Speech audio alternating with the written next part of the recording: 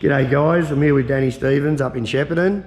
He's a trade supplier of fabricated letters, pylons, all sorts of gear around Australia. He's with no doubt probably one of the best fabricators in Australia. Learnt through the hard school of Knox, and he's a third generation signee, so he knows what he's doing. So I guess we're over 12 months in with Danny with his machine now, and I thought this would be a good case study to let you know in his own words what the machine's done for his business and how it's, changed his business. Yeah, I would say, thanks Pete, I would say having the bender it's game changer. You can't, the letters will come out, they're very close, they're never perfect, but it makes your life so much easier, and it has, I would say, tripled our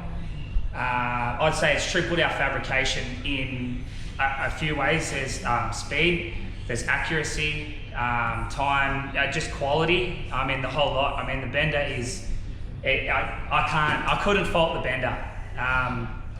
But as I said, there's a few things with it still. You've still got to know, how to fabricate things. It's not going to come out, it's not going to match up perfect, but I tell you, it's going to be a whole lot faster and a heap better quality.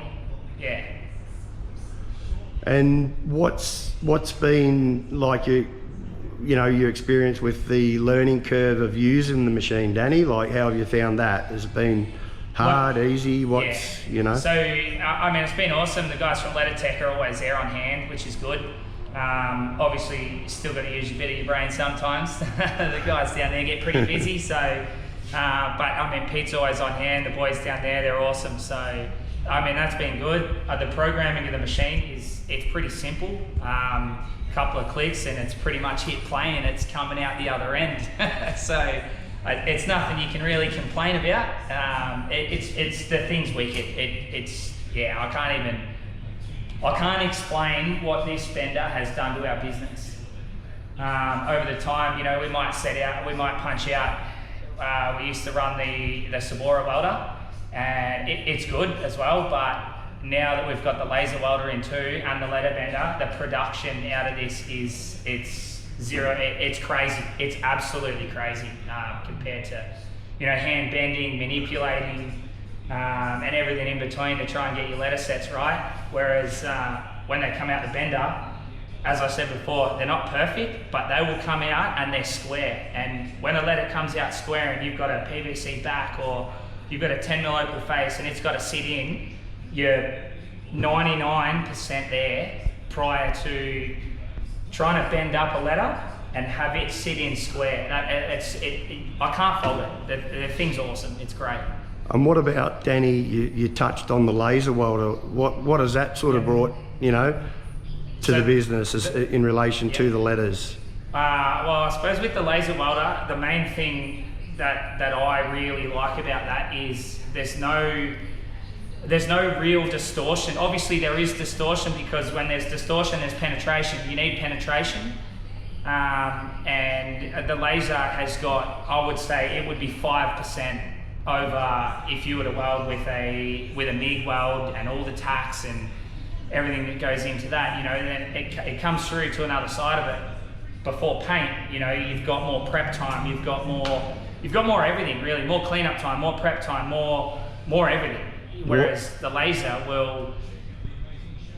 comes out of the bender, super close, manipulate a little bit more, get it right, laser weld in and just start welding off. That's it, you're ready to go, everything's square. Laser's laser's next level. What about strength, Danny? How have you found the strength compared to a MIG? Like if you're tacking compared to laser welding? Yeah.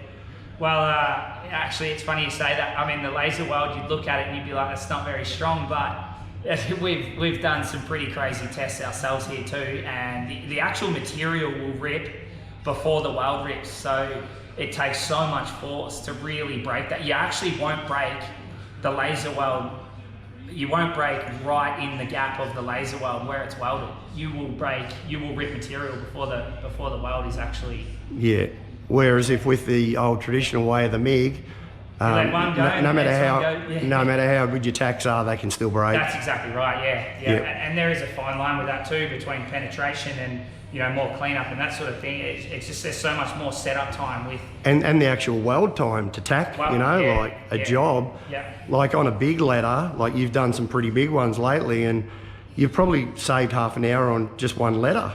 Keep going. Oh well, yeah, maybe over. Yeah, but, well, you're dead right there, Pete. You've got, you've saved half an hour in the welding time, but it becomes more than that in the sign game. Obviously, it's then got to go to paint. You've got more prep time before you go to paint. It's half an hour in this side, it's half an hour in that side. All of a sudden over a job, your 20-hour job has now turned back into a 10-hour job just from having these machines. Yeah. I can't fault it. 100%.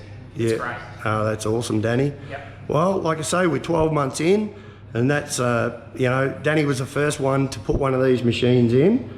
And yeah, the guinea pig, but he's just unbelievable. Like, seriously, this guy's fabrication just speaks for itself.